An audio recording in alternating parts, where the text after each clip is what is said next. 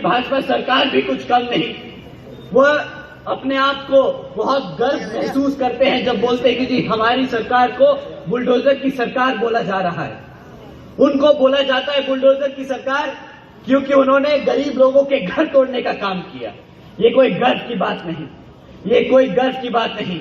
अगर यही इन्होंने बुलडोजर चलाए होते गुंडे और माफियाओं के अवैध धंधों पर, तो हम बिल्कुल बेशक उनके साथ खड़े होकर बोलते कि हाँ जी बहुत बहुत अच्छा काम किया है। परंतु जो आपने गरीब लोगों के घर तोड़े ना, मुख्यमंत्री जी को आने वाले विधानसभा आम चुनाव में इसका भी जवाब देना होगा। में लाल टोपी वाले भी आएंगे, वो भी बोलेंगे कि हम आप लोगों के लिए आपके हकों की लड़ाई लड़ेंगे। पर बहुत सी युवा या साथी यहाँ बोले कि भैया हमने इनको मौका देके देख लिया। ये जब नए नए आए थे टोपी पहन के साइकिल पे घूमे और बोले कि हम युवा नेता हैं, हम यहाँ पे युवा साथियों का बहुत सहयोग करेंगे, उनके लिए रोजगार देंगे। परंतु वो हमें वो खुद टोपी पहन के हमें भी पिछले 5 साल में टोपी ही पहनाते रह गए। साथियों, उन्होंने एक तरफा जिस समाज में उनको एक तरफा वोट डाला, पिछले कुछ दिनों ने आप लोगों ने सबने देखा कि किस तरह जब इस समाज पर उत्पीड़न हुआ, जब इस समाज पर तकलीफें आई, तो किस तरह इस समाज के समाजवादी पार्टी के अध्यक्ष चुप्पी साधे बैठे रहे। साथियों, जो आपके हकों के लिए नहीं बोल सकता, जो आपके हकों के लिए नहीं लड़ सकता, वो आपके वोटों का हकदार नहीं। जैसा कि मैंने आपसे शुरुआत में कहा था कि बहन जी ने हमसे कहा है कि आप जनता के बीच में जाइए और हमारे काम के बारे में बताइए, ताकि हमारा वोटर, हमारे समर्थक, हमारे लोग वही आगे जाके समाज में आगे सबको बता सके। तो साथियों, मैं आपके सामने बहन जी के गवर्नेंस मॉडल के बारे में कुछ बातें बताना चाहूंगा। कोई बात नहीं साथियों, इस बार ही आने वाले लोकसभा आम चुनाव में इनको वही कटोरा थमा के वापस भेज दीजिएगा।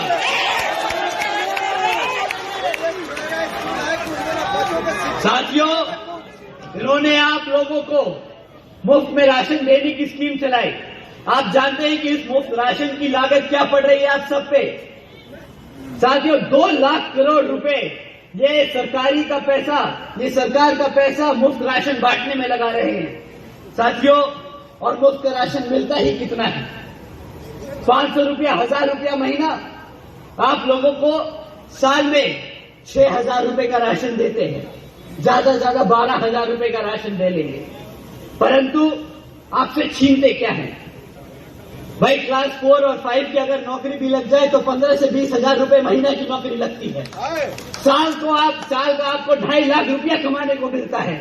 ये 12,000 रुपए देके आपसे 2.5 लाख रुपए का चूना लगाते हैं। पढ़ेंगे नहीं तो वो कैसे अपने पैरों पर खड़े हो पाएंगे? जब उनके पास नौकरी नहीं होगी तो कैसे वो घर में आप लोगों के पास वापस मुड़कर आप लोगों की मदद कर पाएंगे? ना नौकरी होगी, ना रिजर्वेशन होगा।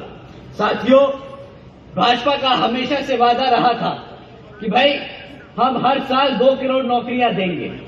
अब 2024 में ना नौकरी की बात होती है, ना तरक्की की बात होती है, ना रोजगार की बात होती है, ना सुरक्षा की बात होती है, तो सिर्फ मंदिर, मस्जिद और धर्म की।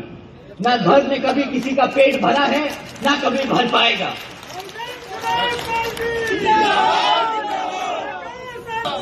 साथियों, जब वो रोजगार न दे पाए तो अब अपनी आवाम को भूखा तो रखेंगे नहीं। तो प्रधानमंत्री जी के साथ साथ भाजपा के सभी बड़े छोटे नेता ये लाइन बहुत बखूबी रट के आप सबके बीच में बोलते हैं कि आज बीजेपी की सरकार ने 80 करोड़ से ज्यादा देशवासियों को मुफ्त में राशन देने की स्कीम चलाई है।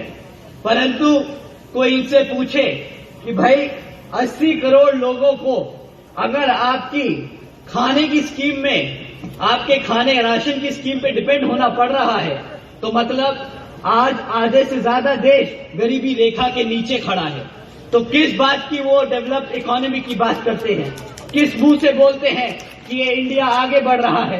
किस मुंह से बोलते हैं कि इंडिया को $5 ट्रिलियन की इकोनॉमी बनाएंगे। साथियों,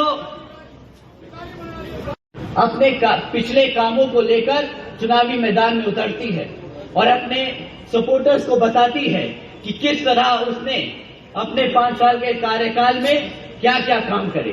तो साथियों, मैं भी आपसे दरख्वास्त करूंगा कि अब जब विपक्षी पार्टियां आप लोगों के बीच में आए और वोट मांगे तो आप उनसे पहले उनके पिछले 5 से 10 साल के कार्यकाल की रिपोर्ट कार्ड मांगिएगा।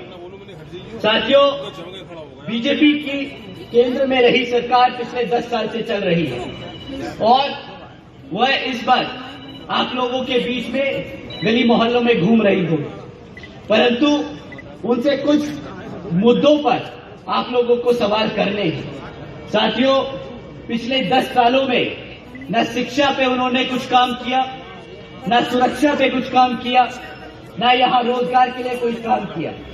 अब शिक्षा की बात करें तो साथियों, हम सरकारी स्कूलों के बच्चों के सर्वे, सरकारी रिकॉर्ड्स पे देखें कि आजकल 8वीं कक्षा तक के बच्चे आज अंग्रेजी के शब्द पढ़ नहीं पाते। अगर हम एजुकेशन की बात करें तो स्कूलों में, सरकारी स्कूलों में आप बच्चों से अंग्रेजी में बात करने को कहें तो बेचारे सेंटेंस नहीं बना पाते। जहां रही बात मैथ की, प्लस माइनस मल्टीप्लिकेशन डिवीजन की, तो 8वीं तक के कक्षा के बच्चे, आधे बच्चे आज बेसिक मैथ्स नहीं कर पाते। और आजकल आज 65% से अधिक सरकारी स्कूलों में कंप्यूटर्स तक की फैसिलिटी नहीं है। साथियों, आप सब जानते हैं कि शिक्षा कितनी महत्वपूर्ण होती है एक बच्चे का भविष्य बनाने के लिए। अगर भाजपा सरकार पिछले 10 सालों में हमारे बच्चों को शिक्षा ना दे पाई तो उसने हमारे खाली बच्चों की शिक्षा के साथ नहीं, आपके भविष्य के साथ खिलवाड़ किया।